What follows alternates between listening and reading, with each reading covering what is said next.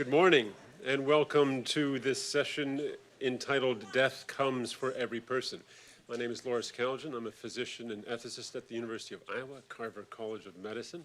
It's a real pleasure to be able to serve as moderator today for a panel that I think you will find to be as sort of complimentary as it is rich. And we have a total of 3 presentations, but 4 presenters, because the middle presentation will be a tag team of 2 individuals.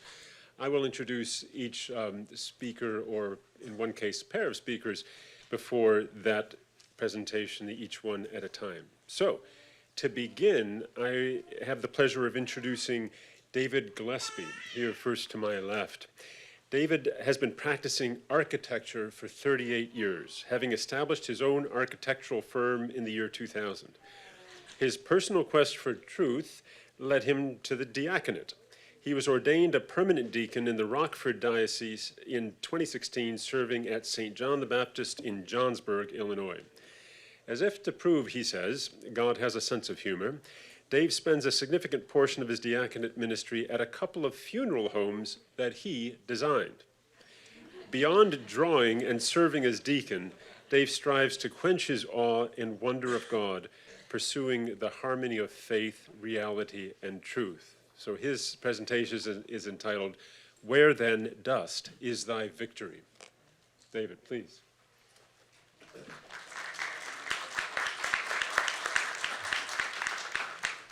I'm very happy to hear that. You agree God has a sense of humor. Thank you. It's good morning. My name is Dave Gillespie. I'm pleased to be here. I'm especially honored by the company I'm keeping on this panel and grateful to all of you for joining us this morning. There apparently is a lot of interest in death this morning at Notre Dame. And that's good to see because death, we'll find, is a very natural, the most natural thing that we do. We all do it, okay?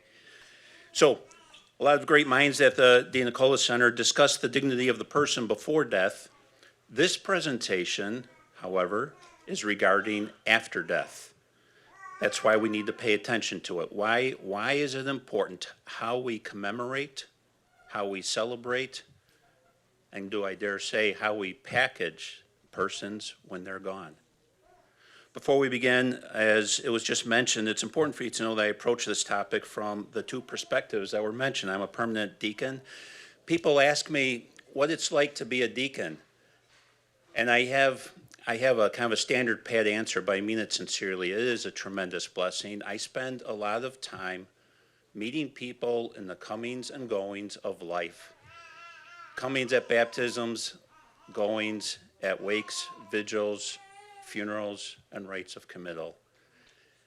And yes, this is a significant portion of my time, and so I see firsthand what is going on in the state of affairs, as we'll say, in that industry.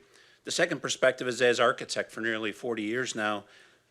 It's not been a large portion of our business, but we have had the opportunity to design a few new funeral homes, work on a couple others, and as architect, we become very familiar with the business sales side, what goes on in those back rooms of the funeral home. And that has an impact on what's going on in the funeral business, obviously, but how it affects people who are drawn in as patrons, as they say, customers. Okay, so let's begin with the thesis. Oh, we have right there, St. Paul in Corinth proclaimed the resurrection of the body. This is not to be missed. This is not a small, insignificant part of the proclamation of the gospel. This was huge, the bodily resurrection. But perhaps someday someone will ask, St. Paul says, but perhaps someone will ask, how can the dead rise up? Behold, I tell you a mystery. We shall all rise again. It will happen in an instant, in the blink of an eye, at the last trumpet. For the trumpet will sound and the dead will rise, free from corruption, and we shall find ourselves changed. Then the word that is written shall come about. Death is swallowed up in victory. Where, O death, is thy victory? When we fast forward 2,000 years now, the majority of Americans who die are cremated. And so perhaps someone will ask, where then, dust, is thy victory? This presentation makes the following claim. How we treat the body upon death impacts how we treat each other in this life. I'm going to repeat that once more. How we treat the body upon death impacts how we treat each other in this life. It impacts our relationships of those around us. It can build us up. It can encourage us to drift apart. It can bring us together or separate us. Our choices on how we respect and honor the deceased have the potential to be so powerful that they can lead us towards, let's call it union or alienation. And not just union or alienation from each other, but union or alienation in our three basic relationships, that with God, that with each other, and that with our very selves. Ultimately, to support that claim that we impact each other by how we treat the body upon death, to support that, we have to answer these two questions. What is the proper respect and dignity owed to the dead person? And once we realize and acknowledge that, then how does that dignity owed to the dead person translate into the dignity and respect we owe to each other and in each of those three basic relationships? So the structure of this talk is very simple. First, we'll define the state of affairs. Next, ponder its implications, and then we'll seek and reach for hope. We have to end with hope. We begin by using several examples to define the state of affairs. And it's actually starting with, I call it an architectural slap in the face. We received a call on a new project in the northern Chicago suburbs a few years ago. They contacted us because, well, they knew we had previously designed a couple large funeral homes complete with multiple chapels and crematorium. So this new project was to be a crematorium. It was a new building on a vacant site, but there was obviously not enough space on the site to design this properly. Not nearly enough room for the chapel, the viewing area, or parking for mourners. Yet my concerns were promptly rebuked. I was told no public comes to visit. There would be a staff of 2, 1 body cooler, a cremation oven, and a van delivery bay. In other words, when somebody dies, the grieving survivor goes to the internet, authorizes the service to pick up the body. They pick up that same day. They deliver ashes the next day to your front door. Basically, this took the Amazon Prime delivery model and applied it to human remains. What does this next day, door-to-door, human remains delivery service say about how we treat the deceased? And by the way, as a footnote, we could not do that project. The next example, if the last one was a slap in the face, this was more of a wake-up call. This was actually early this year, and it was a large local funeral home that we had designed. And it's one that I happen to spend a significant amount of diaconal time in these days. They had applied to the city for a liquor license. On the application, they said this. They said, we have more and more families who want a short service, not religious, but mainly a gathering with some beer, wine, and appetizers. They don't want to dress in black and listen to prayers. They want pictures, music, drinks, and a meal. I guess I have to change the way we do things over there. That funeral home now offers a bartender in the chapel, and all I can say is that sure beats tailgating in the funeral home parking lot. Funeral homes, from a business side, they started missing out a few years ago on a rapidly growing market share. Those who decided that they would rather attend a party than a funeral. I think we all want to attend a party rather than a funeral. Now funeral homes all over the country are changing their business model. They're obtaining liquor licenses and rushing into the celebration of life market. According to the National Funeral Directors Association, the majority of Americans have now been to celebrations of life. That means we've been made subject, probably a lot of us in this room, we've even been made subject to the inappropriate, the awkward celebrations too that accompany those celebrations of life sometimes. We have to ask ourselves, what exactly are we celebrating? Let's say for a moment that there's only a celebration of life. In other words, no vigil, wake service, no funeral, no rite of committal. What does that say about one's prospects for life after death?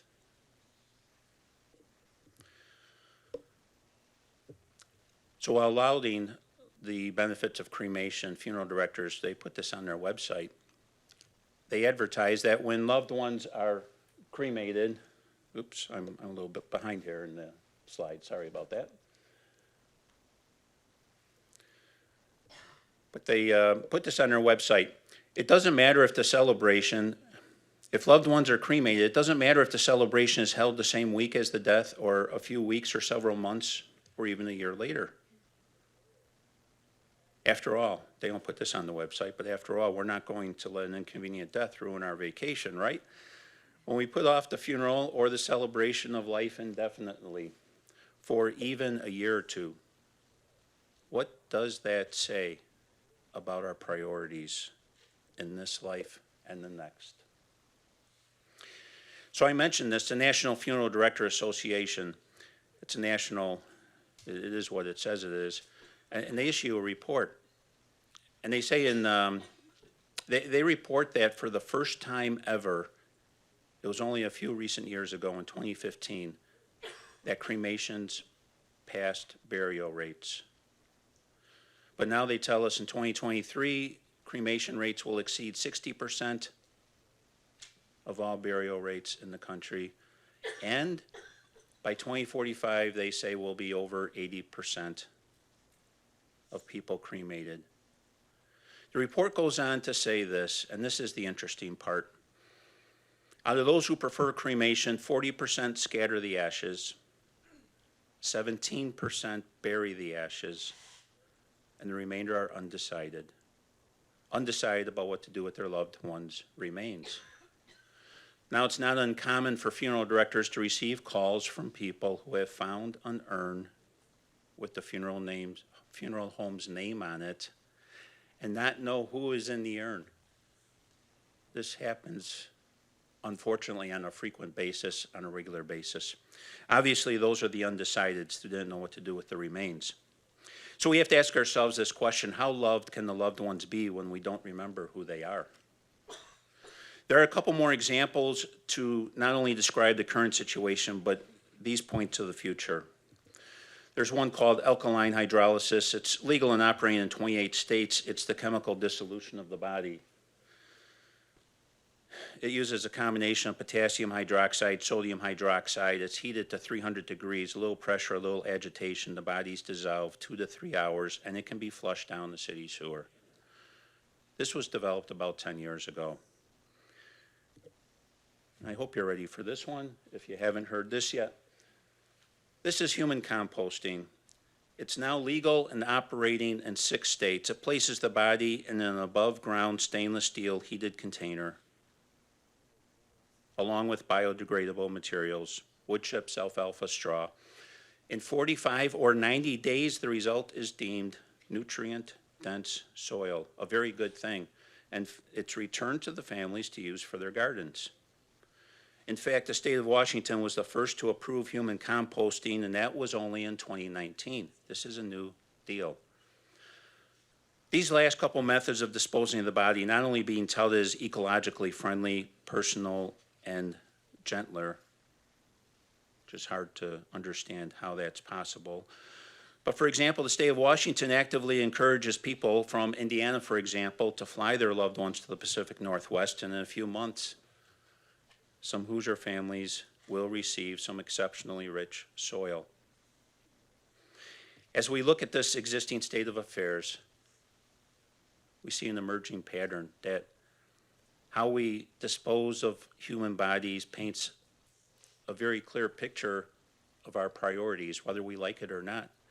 The decisions we make and how we treat the dead, they're based more on ease, on convenience, and distraction. Those have become our motivating and guiding factors. And make no mistake, our culture is grabbing hold of these means and methods of disposing the person, composting, liquefying, vaporizing, door-to-door pickup with or without your favorite beverage at an accelerating rate. This is being touted and promoted as a very good thing. I don't read The Guardian often, but boy, do they encourage this.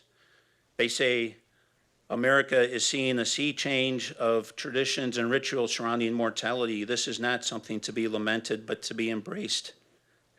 Instead of following a script that's been written for us, we can design funerals that emphasizes what we did, the moments that make our lives meaningful, rather than some handful of biblical passages.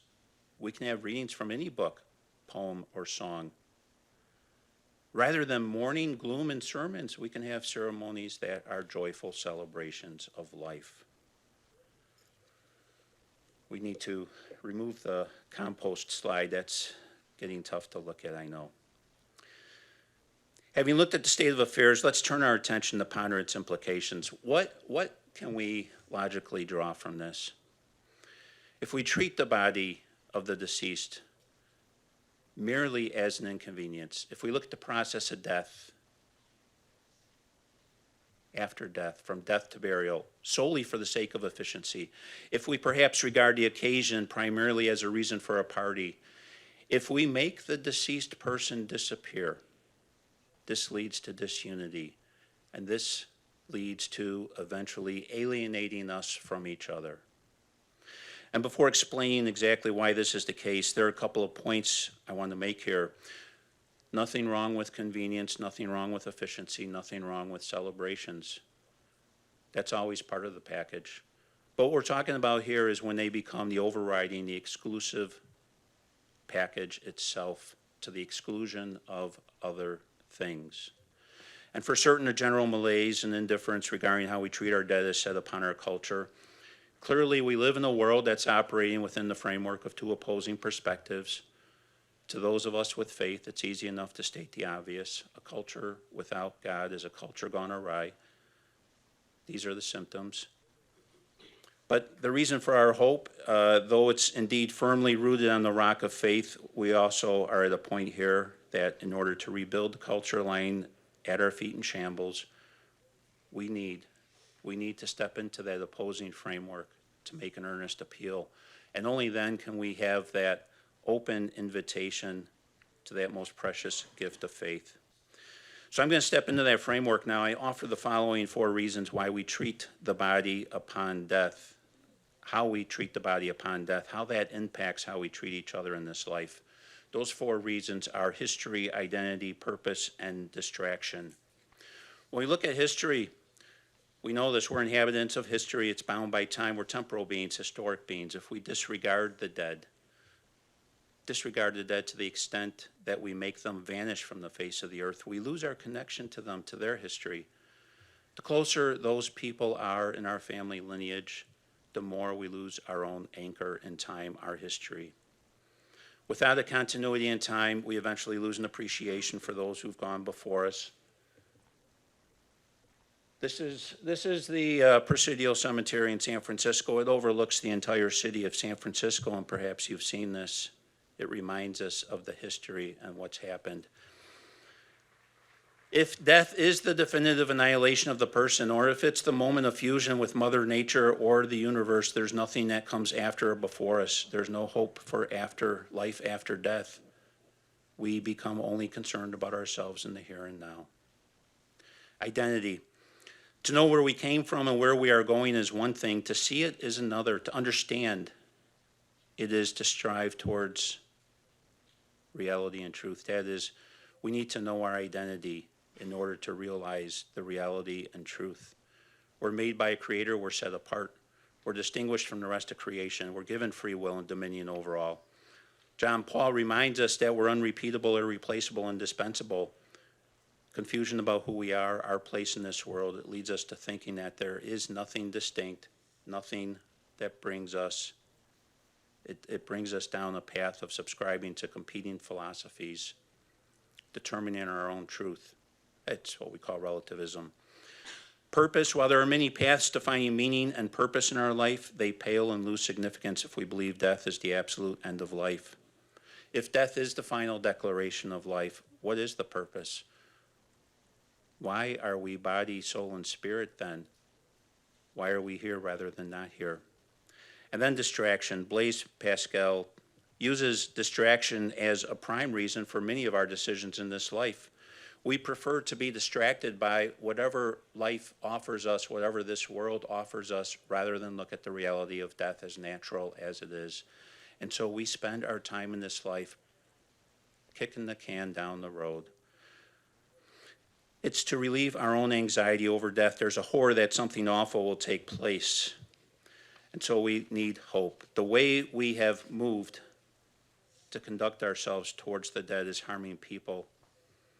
It's particularly, these means and methods described here were particularly intended to offer hope and help to those in need at a most particular time in their life.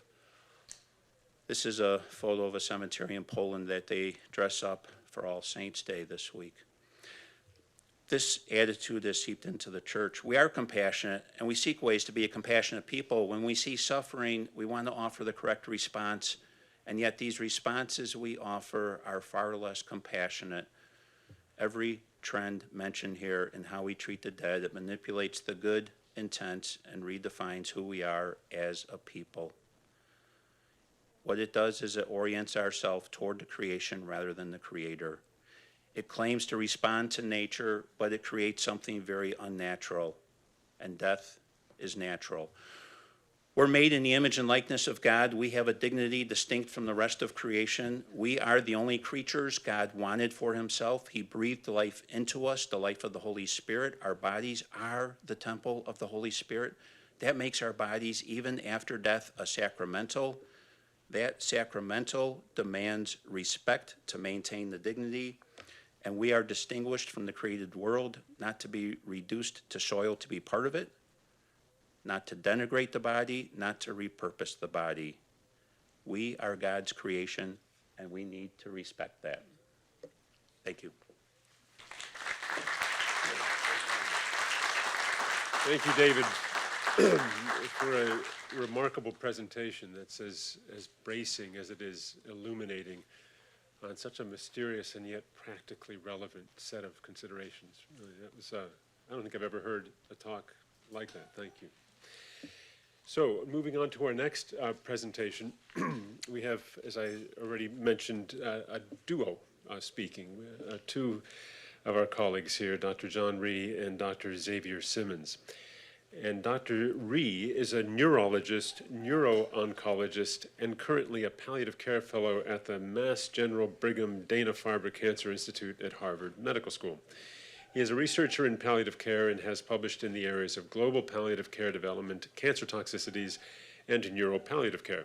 He is also a young academician member of the Pontifical Academy of Life and is co-founder of the Hippocratic Society, a nonprofit whose mission is to form and sustain clinicians in the practice and pursuit of good medicine. Dr. Xavier Symons is a postdoctoral research fellow at the Human Flourishing program at Harvard's Institute for Quantitative Social Science. Xavier's research interests include ethical issues at the beginning and end of life, conscientious objection, ethical issues in aged care, and pandemic ethics. His recently completed PhD thesis focused on the allocation of life-saving healthcare resources. Xavier has taught bioethics for several years and has worked with the Catholic healthcare sector on several projects related to ethics education. In 2020, he was awarded a Fulbright Future Postdoctoral Scholarship, and he was a scholar in residence at Georgetown University's Kennedy Institute of Ethics from September 2021 to March 2022. So their presentation is entitled Flourishing at the End of Life, and I believe Dr. Rhee is going to start, and then there will be a coordinated musical back and forth between the two of them. Thank you.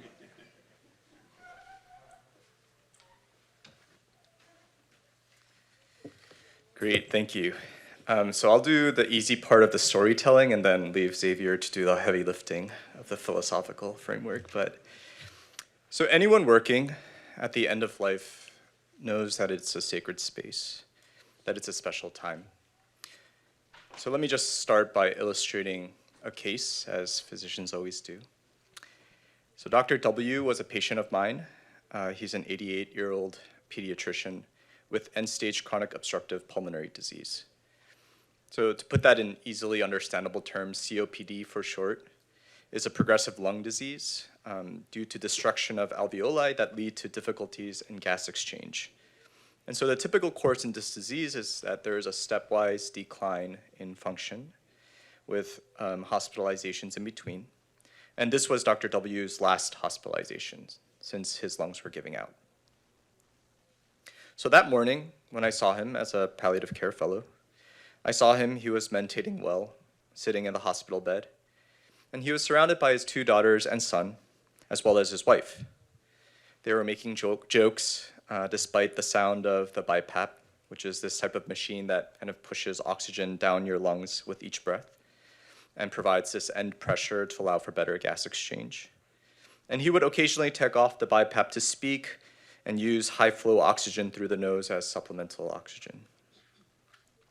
That afternoon, his lungs took a turn for the worse, and he started to become confused and agitated. So we treated his breathlessness with IV pushes of morphine, which takes away that sense of breathlessness. And then a few hours later, he passed.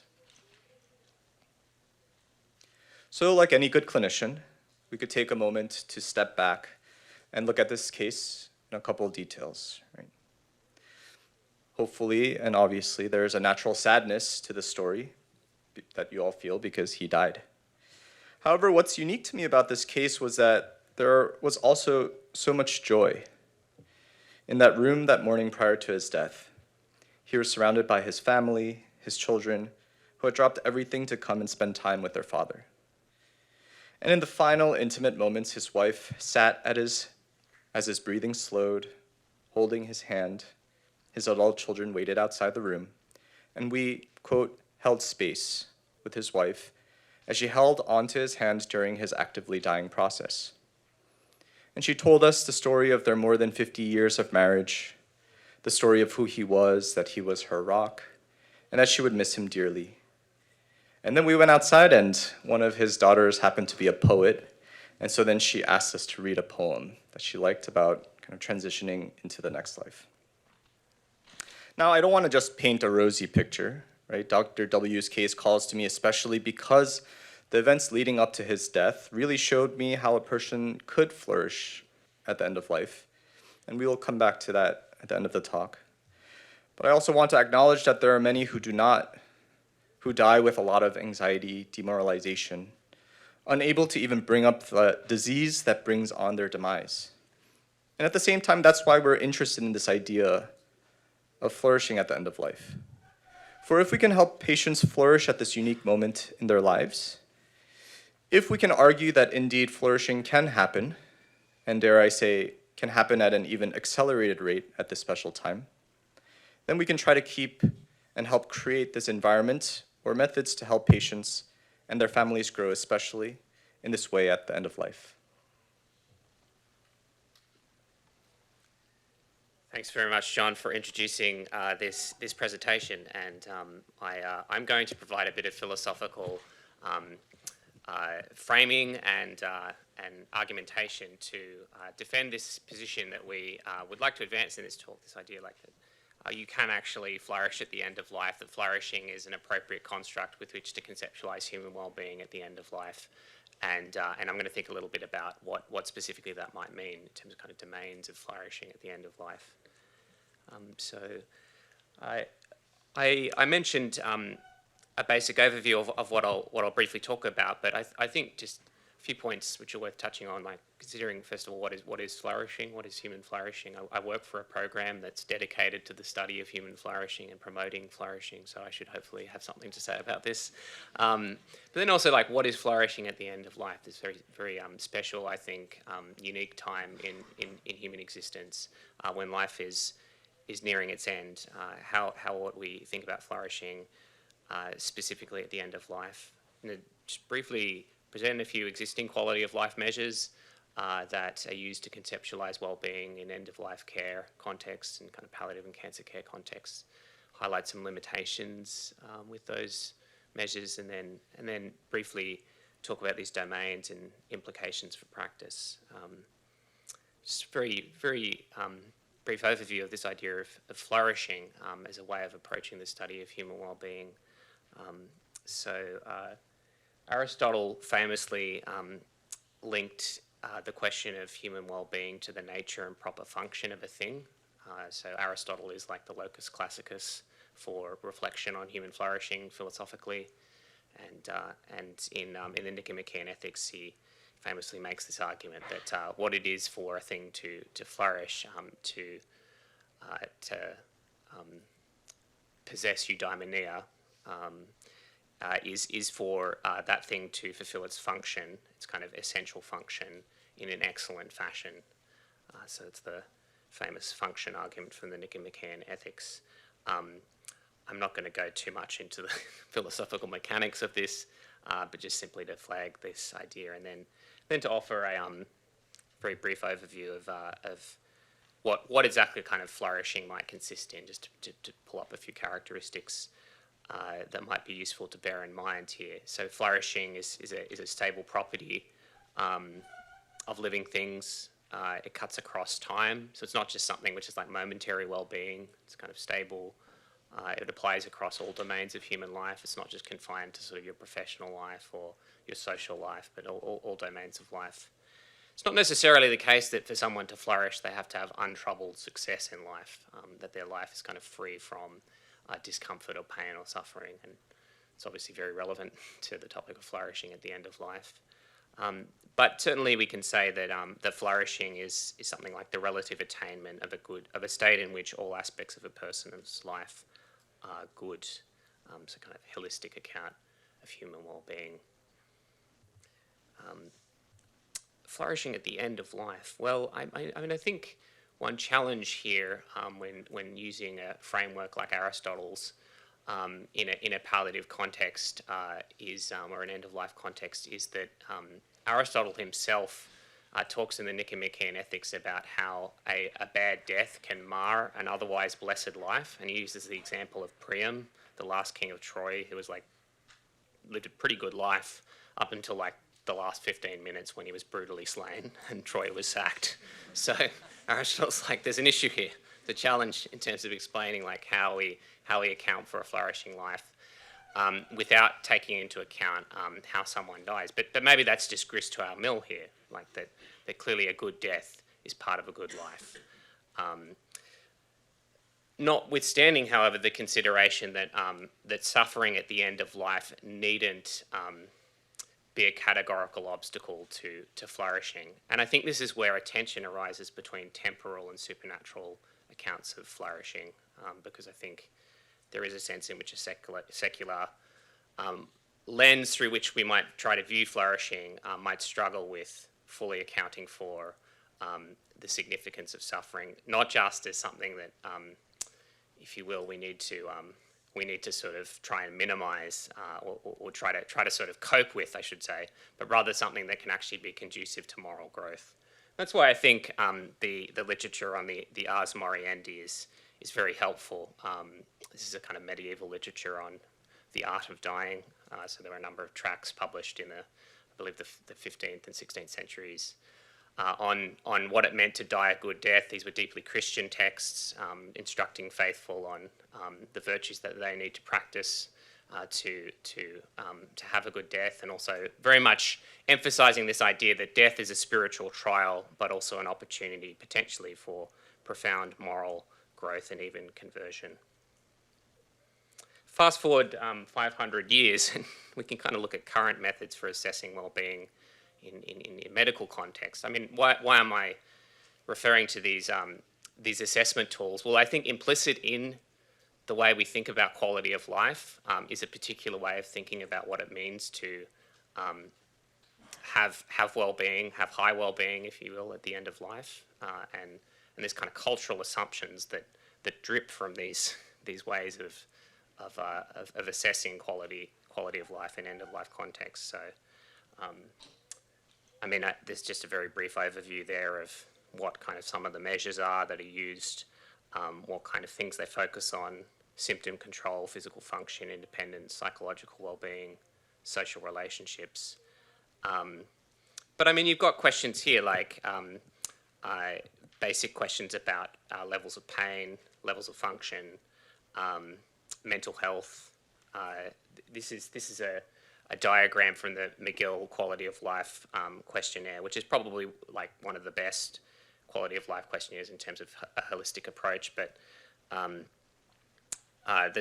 the McGill questionnaire focuses on both physical symptoms, but also things like meaning in life, also close social relationships, and if you will, the state of those relationships.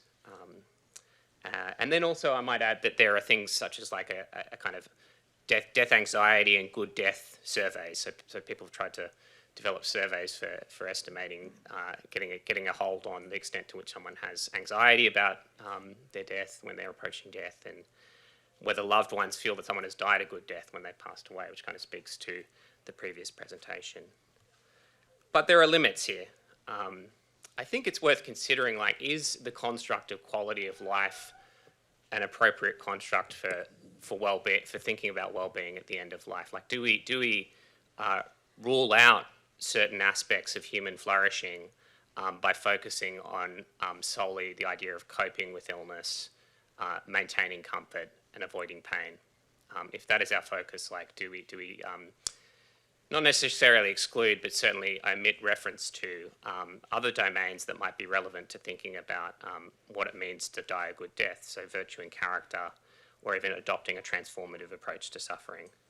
And that's where we kind of come in with our paper, like thinking about what are some domains of end-of-life flourishing? What might it mean to actually flourish in this context? And we focus specifically just in the research we've done so far on kind of these three domains, like meaning and purpose, close social relationships, and virtue and character.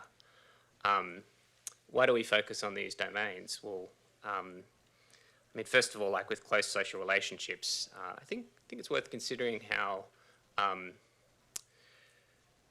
people not only lean into relationships at the end of life, and relationships not only kind of are important at the end of life, but in a sense they can acquire a unique depth and intensity in an end of life context. So kind of relationships come into a new stage. Consider also that like death is actually the horizon against a lot of relationship commitments are set. Certainly primary amongst which is marriage, to death do us part. So you're actually kind of fulfilling one's marital vows in the most full way when you pass away. I think it's worth thinking about that. Sort of flying through this, but on the topic of meaning and purpose, there are many philosophers who say that human beings are narrative creatures, that kind of we're storytelling creatures. And it's interesting with John's case study, how he referred to the wife of this man who was passing away, and how she was retelling the story of their marriage. It's kind of worth thinking what's going on there. Like, is there a link between the dying process and maybe like narrative consolidation in someone's life, in communities, not just in the lives of individuals, but in relationships and communities? Can come back to that. But lastly, this topic of virtue and character, that paradoxically death can facilitate growth in character and virtue. And I think in a way, like notions like the virtues of limits or the virtues of acknowledged dependence. David Macpherson is a philosopher who wrote a book called The Virtues of Limits, and Alistair McIntyre, who you would all know, is the author of a book called Dependent Rational Animals, where he emphasises these virtues of acknowledged dependence. In what contexts of life do we have most occasion to cultivate those virtues? Well, I would argue that in a way, like death is perhaps the context in which one has to live the virtues of acknowledged dependence most fully. We would emphasise drawing upon the Ars Moriendi literature, particularly virtues like humility, contentment, generosity, fortitude. So I'm going to throw back to John here, but for implications for practice. But hopefully we've given you a little bit of a framework for thinking through in a robust kind of philosophical but also clinical way these questions.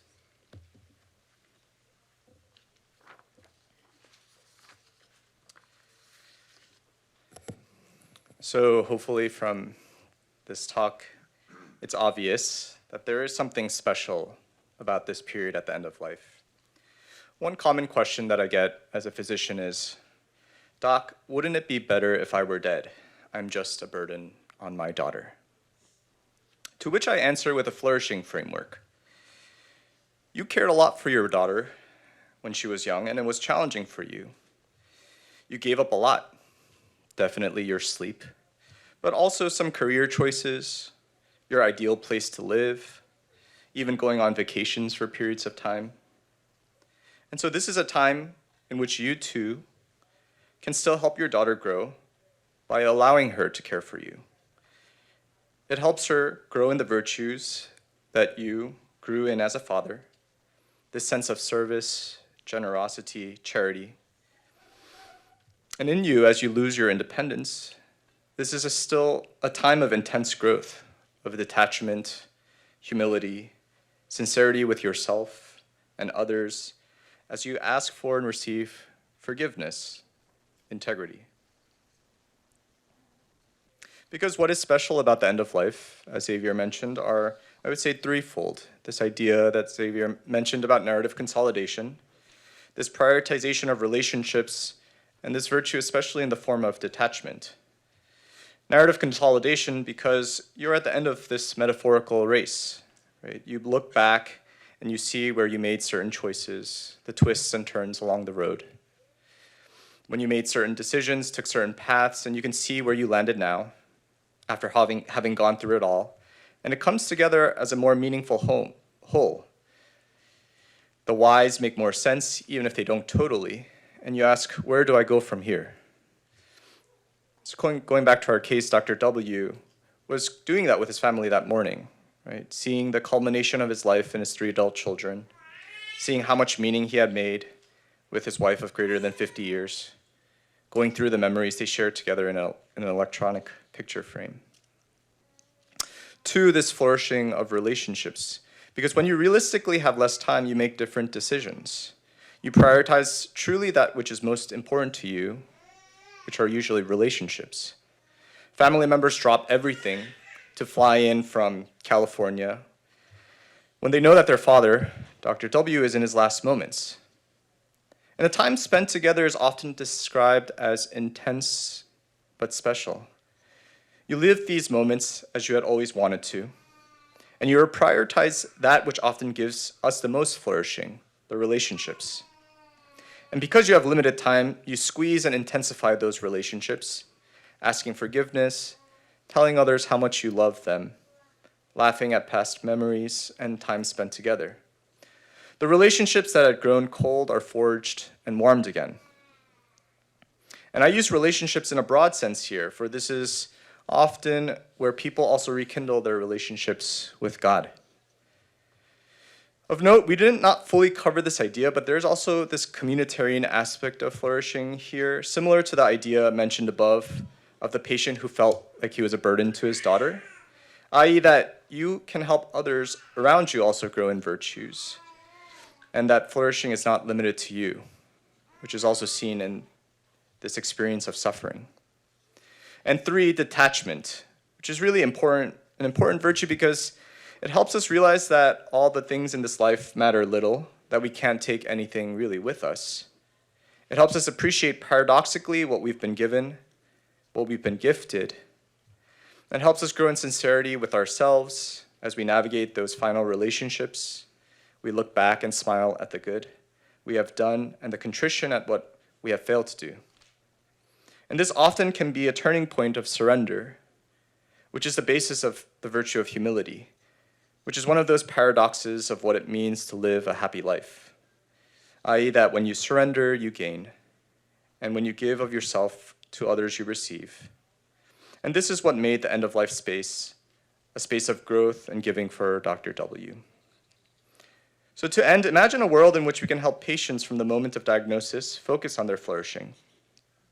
Even if there is no cure left, We can always still care, and helping patients flourish may be not only how we care and accompany patients at the end of life, but also help us address some of these greater cultural consequences of our utilitarian-minded society, which sees this time of end of life not as one of growth, but life that should be terminated. How would this framework change the end-of-life experience for patients and their families? The current model of healthcare is focused on choices and autonomy, the next step in treatment, and stripping away the moral part of the practice of medicine. And we would argue that this flourishing approach to end-of-life helps us to refocus. And perhaps what is most important to the patient as they enter this time of transition. Thank you.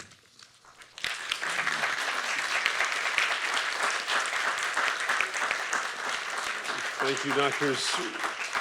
Thank you, Doctors Rhee and Symons, for a really important presentation. As a physician ethicist teaching at a medical school, I'm all too aware of the ease with which some of us enjoy using the phrase the biopsychosocial spiritual model of healthcare, and now to see instantiated, as it were, in the context of dying, what that needs to and can actually look like. So thank you very much for that. So for our third and last presentation, it's my pleasure to introduce Maria Sermersheim, who is at my far left there. Maria is pursuing a Master of Theological Studies, concentrating in biblical studies here at the University of Notre Dame, from which she obtained her bachelor's degree in 2022. She calls Evansville, Indiana, her home, and she is a monthly columnist for her diocesan newspaper, The Message. Please welcome Maria. And the title of her talk is Returning to Dust, Burial, the Bible, and the Testament to Personhood. Thank you very much. So following in the vein of this very diverse panel, I'm going to diversify it more and just focus on the meaningfulness of the fact that we should be buried in the Bible. Not the form of how we should be buried, not how we should die, but simply the fact that we should be buried and the fact that it is important in the Bible. And I hope that even though I have a lot of focus on the negative aspect of it, the prohibition of burial for the especially wicked ones, that will show forth the hope that is innate in all of this, which is exactly what David had said, that we have to end with hope. So hopefully that's what I do for us here. Burial is a particularly poignant signifier of our hope of the resurrection. And our human personhood is entirely bound up in that reality. The human person is more than just a perishable body.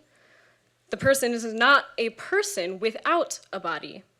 It is fundamental to our humanity that we are body and soul, and so the Lord will raise us on the last day in spiritual bodies, as Paul describes, at the end of time, something like Christ's resurrected body, but also something that we just don't know yet. So we enact reverence for the human person by burying them, by remembering their identity on earth and hope for eternity. When we turn to the Bible to put a little more flesh on the matter, though, we find that the biblical commentary on burial is pretty sparse. The ways in which you can bury people seem to vary, and there's no explicit prescription for how it really should or must be done. But it is of maximal importance that a person's body is cared for in some way after death. And so I'm going to track, in the limited biblical witness, these two aspects of identity and hope regarding burial. Jacob makes his son Joseph swear to bury him in the cave with his fathers, Abraham and Isaac, not in Egypt where he dies. The bones of Saul and his kin, after they died in a battle and the Philistines hung their bodies on a wall, their bodies were recovered by Israelites so that they could burn the bodies and bury the bones together elsewhere and show the due respect. Tobit is highly praised for burying his fellow Israelites who are left dead in the streets during their time of exile. And, of course, Joseph of Arimathea offers his tomb for Christ and Nicodemus and the women bring an abundance of anointing spices for the burial of Jesus, almost 100 pounds. Besides these neutral or positive accounts of burial, though, we mostly find negative commentary regarding burial in the Bible. That is to say, commentary that says, if you are a particularly obstinate and heinous sinner, God will not give you the dignity of burial. So, in Deuteronomy, after Moses has given the law to the Israelite people, there is a list of blessings for keeping the commands and a list of curses for when you break them. And God says that, quote, if you will not obey the Lord your God by diligently observing all his commandments and decrees, which I am commanding you today, then all these curses shall come upon you and overtake you. And among these curses is the statement that your corpses will be food for every bird of the air and animal of the earth, and there shall be no one to frighten them away. That's in Deuteronomy chapter 28. We are given a particularly vivid example of this lack of burial as punishment in 2 Kings chapter 9 with Jezebel. To give a little bit of backstory and a bit of an introduction to Jezebel, she married King Ahab and introduced him to idolatry. She ordered that the prophets of the Lord be killed. She adamantly opposed Elijah and also asked for his death, forcing him to flee. Unrepentant and obstinate, Jezebel continued her dastardly deeds all throughout her life. And the last tragedy recounted in her name is the murder of Naboth, the Israelite whose vineyard in Jezreel King Ahab wanted, and he was very sad that he could not get it because Naboth loved his ancestral land. So Jezebel orchestrated Naboth's death by falsely accusing him of blasphemy at a dinner party so that he would be stoned that night. Eventually, the Lord sent a prophet to anoint Jehu as king of Israel, and the prophet charged Jehu to overthrow Ahab. And he said, quote, you shall strike down the house of your master Ahab, so that I may avenge on Jezebel the blood of my servants, the prophets, and the blood of all the servants of the Lord. The dogs shall eat Jezebel in the territory of Jezreel, and no one shall bury her. And so it was. After Jezebel was thrown out of a window to her death, Jehu did intend to bury her. He and his servants, after this victory when she fell out the window and to her death, they did actually go have a banquet first, but then they came back to say, okay, time to bury her. And Jehu said, see to that cursed woman and bury her, for she is a king's daughter. But when they went to bury her, they found no more of her than the skull and the feet and the palms of her hands. Jezebel's body had been promptly eaten by the dogs, so that no one could bury her, and Jehu recognized that Elijah's prophecy had come true, that the corpse of Jezebel shall be, quote, like the dung on the field in the territory of Jezreel, so that those who pass by may say, is this that same Jezebel? The Lord deprived her of burial because of the magnitude of her sins. The gruesome treatment of her remains is a testament to how she lived and makes it clear that she is not an example to be followed. And this question, is this that same Jezebel, reveals an important aspect of burial. Our final resting place should remind people of our identity, and our identity as human persons in relation to God, as creatures of the Creator. We are dust of the earth, made animate only by the will and love of God. In the book of Jeremiah, the Lord actually extends this punishment of lack of burial to Israel at large because of the wickedness of the generation that must be cast out into exile. God commands Jeremiah to prohibit burial and grieving for all those who have died because they have transgressed the law of the Lord. They have rejected their Creator. And I think it's a beautiful and illuminating passage, so bear with me, even though it's a little long. I'm going to read about 3 paragraphs from the chapter 16 of the book of the prophet Jeremiah. Thus says the Lord, concerning the sons and daughters who are born in this place, and concerning the mothers who bear them, and the fathers who beget them in this land. They shall die of deadly diseases. They shall not be lamented, nor shall they be buried. They shall become like dung on the surface of the ground. They shall perish by the sword and by famine, and their dead bodies shall become food for the birds of the air and for the wild animals of the earth. For thus says the Lord, do not enter the house of mourning, or go to lament, or bemoan them, for I have taken away my peace from this people, says the Lord, my steadfast love and mercy. And when you tell this people all these words, and they say to you, why has the Lord pronounced all this great evil against us? What is our iniquity? What is the sin that we have committed against the Lord our God? Then you shall say to them, it is because your ancestors have forsaken me, says the Lord, and have gone after other gods, and have served and worshipped them, and have forsaken me and not kept my law. And because you have behaved worse than your ancestors, for here you are, every one of you, following your stubborn evil will, refusing to listen to me. Therefore, I will hurl you out of this land, into a land that neither you nor your ancestors know. And there you shall serve other gods, day and night, for I will show you no favor.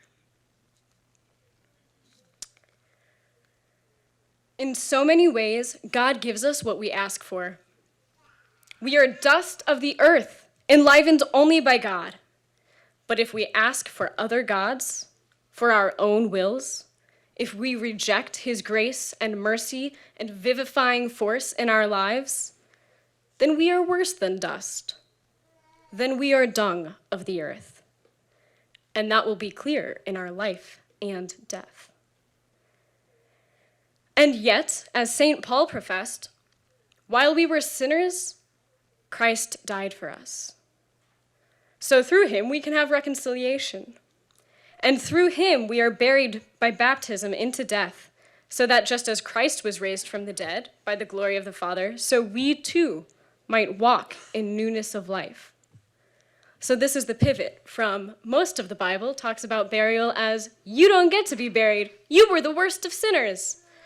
But then we see that Christ is our only source of life and hope. And through reconciliation, through Christ, that gives us this hope that we can walk in this newness of life.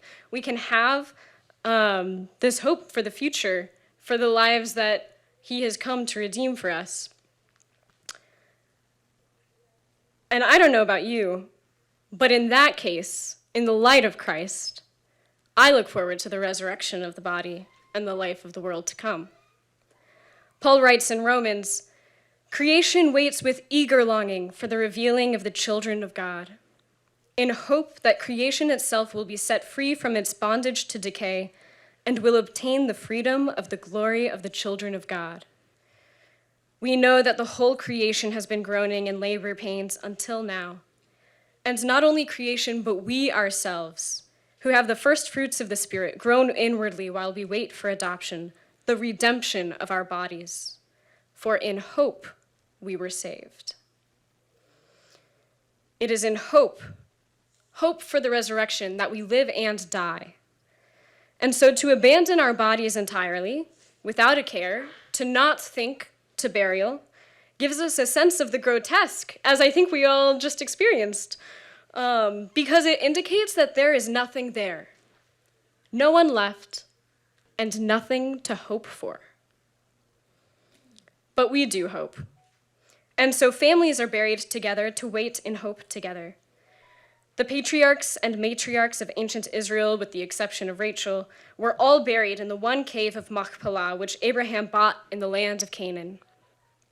And it was important to Jacob and to Joseph, though they both died in Egypt, that their remains be carried from Egypt to Canaan to be buried with their family. Jacob said to Joseph, quote, promise to deal loyally and truly with me. Do not bury me in Egypt, and when I lie down with my ancestors, carry me out of Egypt and bury me in their burial place. He made Joseph swear it, and it was done. Burial is a family matter, and this is exemplified in the family, in the body of Christ, in a beautiful way in religious communities. If you take a nice walk up to the very northern edge of campus, beyond and a little bit between the two lakes, you'll come across the cemetery of the Congregation of Holy Cross. And every cross that marks a grave looks the same. These identical grave markers speak volumes about the men's identity in life. In their profession of solemn vows, my good friends of Holy Cross state their intention to, quote, persevere all the days of my life in the service of the Lord, in communion with my brothers in Holy Cross, with whom I wish to live and die, end quote. And I think that's stellar. This identity and communion in life and death is the unity of mind and heart that Paul describes in Philippians. It is that unity of mind that we in Christ strive for, so that our joy may be complete.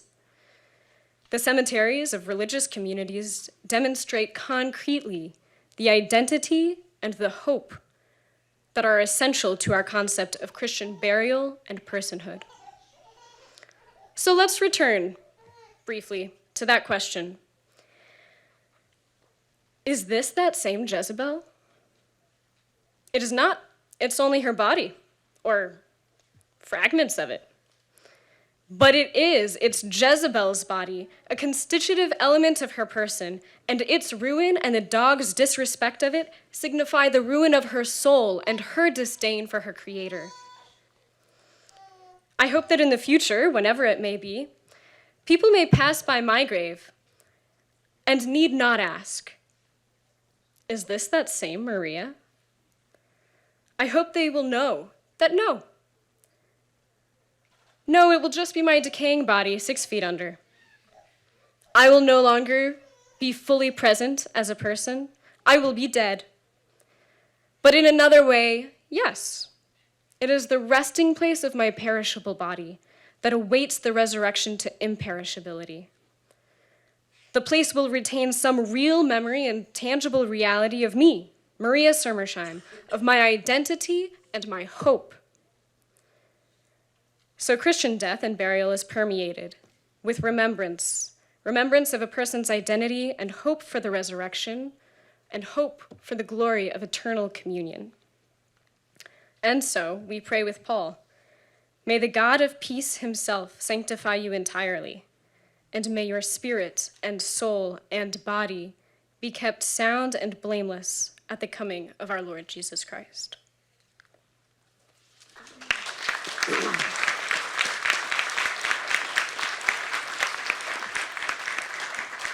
Thank you, Maria, for that remarkable presentation. And I found myself thinking about maybe the parallel between every hair on our head being numbered, but every dust particle of our mortal frames. And yet, at the end of the day, what matters not is the exact decisions we make about matters of burial, but the relationship we have with the God who is sovereign over the whole body, soul, being. So thank you for that.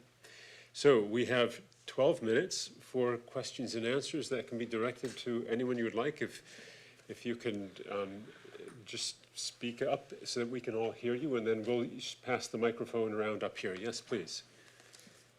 No, yes, right here. Right. No, you go. No, you're fine. You're fine right there. Yeah. Good morning. So thank you. These were really extraordinary presentations. Very thought-provoking, all of them. I have a question for Dr. Rhee. So Dr. Rhee, Ezekiel Emmanuel has said that after 75 he will not, who knows if he will do it or not, but he proposes that after 75 he won't take any antibiotics or any vaccines because he argues that what medicine is doing is really, what medicine is doing is really prolonging life at the expense of quality of life. And when I think about the idea of flourishing,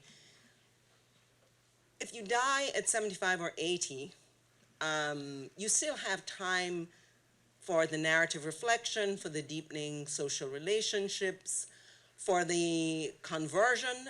You're going to face death anyway, but I really wonder about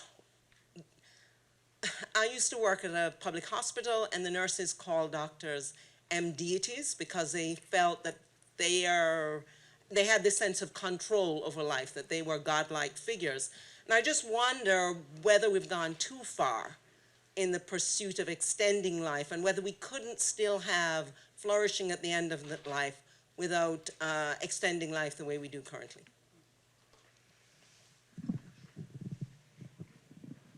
Yeah, thank you so much for that great question. And this was not a plant, but this is actually a great something that was like mentioned in my bio, which is a nonprofit that I'm working on called the Hippocratic Society, where we're helping physicians pursue this idea of what it means to practice good medicine.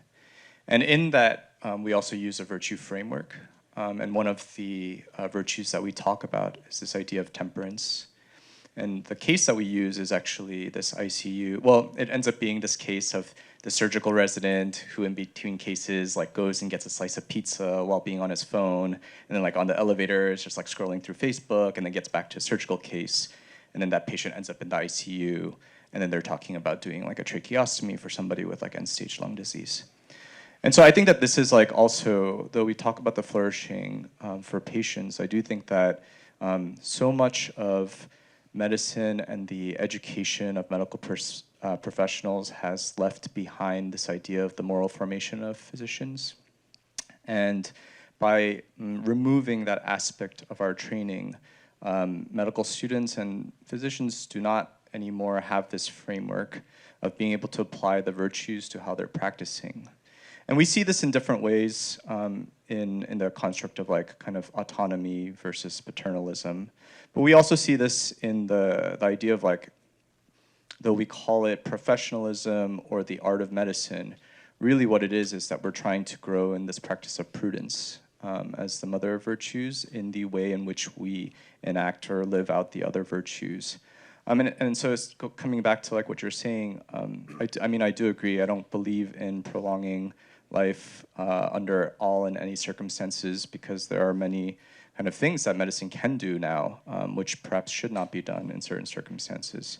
But that this like does come down to, I think, the prudential kind of judgment of the physician who is committed to practicing medicine within this moral framework, and then exercising that prudence in order to determine like what is right or wrong, or perhaps not prudent to offer in certain circumstances. And just to say, like 75 is such an arbitrary number. So like I recognize Ezekiel Emanuel as like a very famous bioethicist and physician, but to me that seems like that framework itself, I think at its baseline seems questionable to me. But yeah, thank you so much for that question. Yeah, I mean, 75, if we are thinking about life expectancy and that changes over time, to say 75 as just kind of like an arbitrary number without this context of any type of really backing behind that seems to me like a kind of like a arbitrary number to base it on. It's a big question for sure. We have big numbers of hands being raised too, so here first.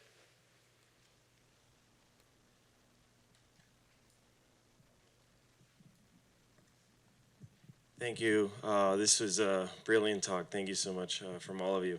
So in 1804, Napoleon establishes the Edict of St. Cloud. What this does is it declares that all burials must happen outside of the city walls. Then in 1806, this is established in northern Italy. The edict stated that, outside the city walls, burials must be made, that epitaphs must have no inscription on them, as a means of democratizing the burials, so that there is no distinction between rich and poor. The only ones that received an inscription on their epitaphs were the illustrious, and there was a magisterium that decided who those would be. There is a lot of scandal that occurs.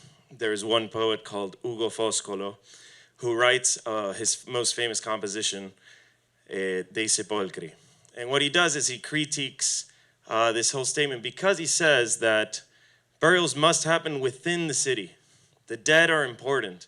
Why? Because the dead are the ones who fought to build the present that the living are a part of today. And so they are promoters, the dead are promoters of virtue, and they help inspire the present or future generations. So I'm wondering, from the four panelists here, what can you say about the civic responsibility that we have to honor the dead? Not just the religious as Catholics, but that there's also a civic component. Do you believe that there is one? And if so, how can we better manage that today? Okay, any of you? Yeah, I'll start here. The first thing to say is, yes, we're losing our sense of history as a society, and the cemetery helps preserve that, no doubt. And you look at some of the major cemeteries that overlook the cities. The one I showed here happened to be the Presidio. It's a military cemetery in San Francisco. It overlooks the entire city. You have a view of the whole place. There's graves that go back to 1800. These are the people who died and fought for the country, but you know, they're also the residents of San Francisco themselves. It's a way to keep that history of what's come before, locate ourselves in time at our point in time where we, because we are historic beings, like I said, and it helps, as Maria beautifully said, it provides the hope for that entire city to look forward to, without any trace of any preservation of bodies around it all. Where is the hope? Yeah, just if you can be brief so that we can get a couple more questions. Thank you. Just briefly then, the civil obligation, I think there should be a lot more accountability, or I don't know, yeah, accountability civilly to track where people are buried and kind of have that available for people, because memory is such an essential aspect of this. And I had the privilege of touring a couple cemeteries in France over the summer, and this one in Le Mans was kind of distressing to me because the city hall there, they rotate out the bodies and the bones that they have in these ossuaries and then take them to common ossuaries because they just don't have enough space. They're not able to expand in the city, probably because of this whole edict. And so they just rotate out the bodies and they put little stickers, little tags on the little boxes wherever I guess the bones are, the cremated remains and such. And it signifies, if you're a family member, come and claim these remains and we'll let you know where they've gone. But so many people miss the window to claim relation. And so many bodies are just moved and they don't know who's related, who's really connected. I'm sure they have the documentation of the names, but if you were a family member and you came back, even just 15 or 20 years later, there would be a new name in the place where you thought your grandma was buried. So that kind of just spoke to me outrageously of like, civil obligations should do a little bit more to inculcate this tracking and understanding of the locality and the memory of its people. Thank you. Here, yeah. Yep, thank you. Thank you. Within the city confines of South Bend in South Lawn Cemetery, there is a grave where 2,411 preborn abortion victims are buried. They were buried there a few years ago at the insistence of the civil authorities, the Attorney General of Indiana at that time, and they were given a very respectful burial. If one goes there, you cannot help but see the irony that they were treated so much better after death and with their burial than they were in their very short preborn lives. Is not how we are treating people at the end of life when they're still alive with regards to flourishing, and how we are treating them after death, as Mr. Gillespie outlined, a natural reflection of how we are treating each other during our lives? Anyone want to respond to that? I'll just say briefly, like, since I'm a hospice palliative care physician, I do think that, like, coming back to some of this idea of like civic, policies as well, that it is true that because of our culture's kind of move away from this kind of acceptance or really this fear of death, a lot of our policies have also revolved around kind of placing those who are infirm or terminally ill to like kind of be separate from society.